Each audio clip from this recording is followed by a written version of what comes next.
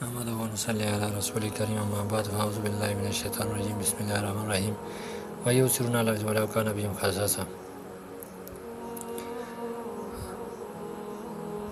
یعنی آج کا درس کا موضوع ہے بخل، یعنی برے اخلاق میں سے ایک بدترین خلق بخل بھی ہے۔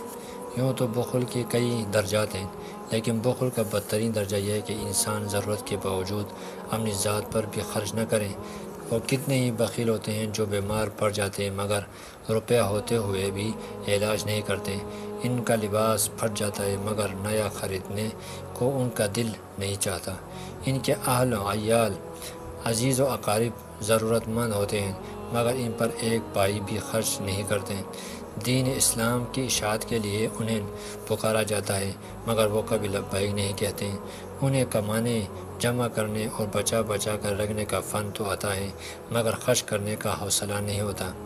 اندازہ کیجئے کہ ان دو انسانوں کے درمیان کتنا تفاوت فرق ہے، جس میں ایسے ایک کا حال یہ ہے کہ وہ ذاتی ضروریات دبا کر دوسروں پر خرچ کرنے میں سکون محسوس کرتا ہے۔ صحابہ کرام کے اندر یہی صفت پائی جاتی تھی۔ رب تعالیٰ ان کے ایثار کی تعریف کرتے ہوئے فرماتے ہیں وَيُؤْثِرُونَ عَلَىٰ أَنفُسِهِمْ وَلَوْ كَانَ بِهِمْ خَصَاصَةٌ، وہ خود اپنے اوپر انہیں ترجیح دیتے ہیں اگرچہ ان کو کتنی ہی سخت حاجت ہوتی ہے۔ اصحاب ایثار کے مقابلے میں بخیلوں کے سخت الفاظ میں اللہ تعالیٰ نے مذمت فرمائی۔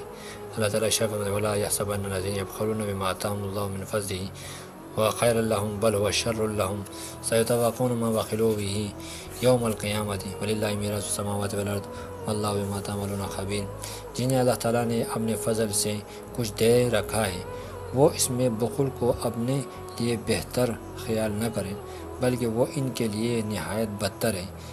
عنقریب قیامت والے دن انہیں اپنے بخل کی چیز کے توق ڈالے جائیں گے۔ بعض ایسے سیاہ دل بھی ہوتے ہیں جو خود بھی بخل کرتے ہیں اور دوسروں کو بھی بخل کی تلقین کرتے رہتے ہیں، اور اللہ نے انہیں اپنی جن نعمتوں سے نوازا ہوتا ہے انہیں چھپانے کی کوشش کرتے ہیں تاکہ لوگ انہیں فقیر اور غریب سمجھیں۔ سورہ نساء میں ایسے سیاہ دلوں کے بارے میں ارشاد فرمایا اللہ تعالیٰ نے الذین یبخلون ویأمرون الناس بالبخل ویکتمون ما آتاہم اللہ من فضلہ واعتدنا للکافرین عذابا مہینا، جو لوگ خود بخل کرتے ہیں دوسروں کو بھی بخل کرنے کو کہتے ہیں، اللہ تعالیٰ نے جو وہ اپنے فضل نے انہیں دے رکھا ہے اسے چھپا لیتے ہیں، ہم نے ان کافروں کو یہ ذلت کا عذاب تیار کر رکھا ہے۔ بخل چونکہ بدترین خلق ہے اس لیے نبی کریم صلی اللہ علیہ وسلم اس سے اللہ کی پناہ مانگا کرتے تھے۔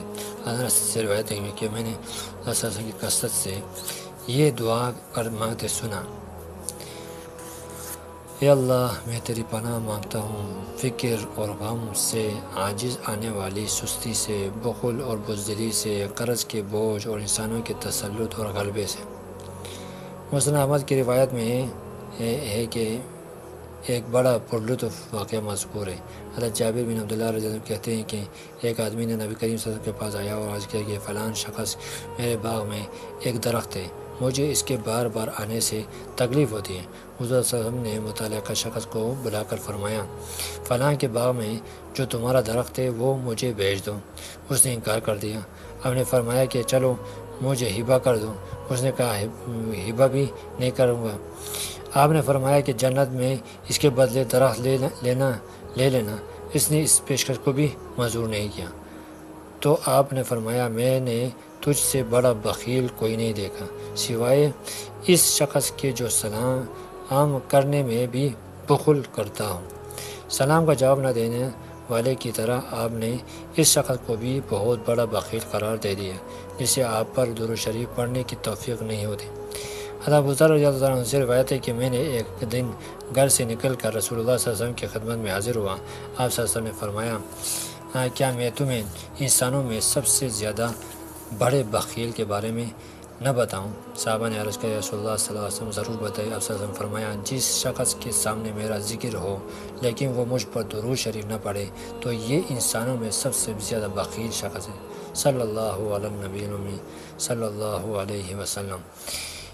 اس میں شک ہی کیا ہے کہ آپ صلی اللہ علیہ وسلم نے جو کچھ فرمایا وہی سچ ہے، اس لیے کہ عالم انسانیت میں سب سے بڑے محسن حضور اکرم صلی اللہ علیہ وسلم ہیں۔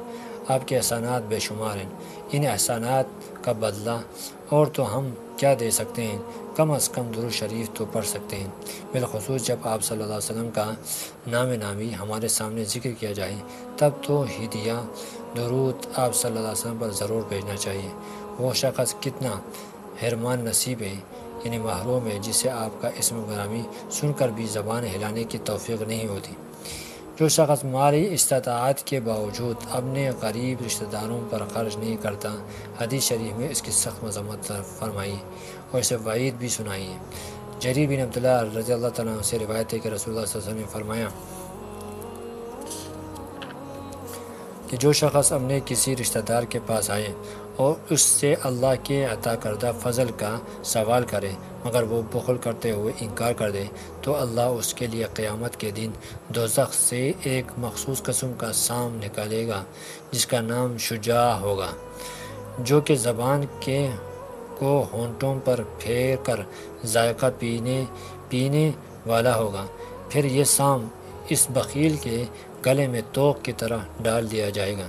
اللہ کی نظر میں بخیل کتنا رذیل اور قابل نفرت ہے، اس کا اندازہ طبرانی کی اس روایت میں ہوتا ہے جو حضرت عبداللہ ابن مسعود رضی اللہ عنہ مروی ہے۔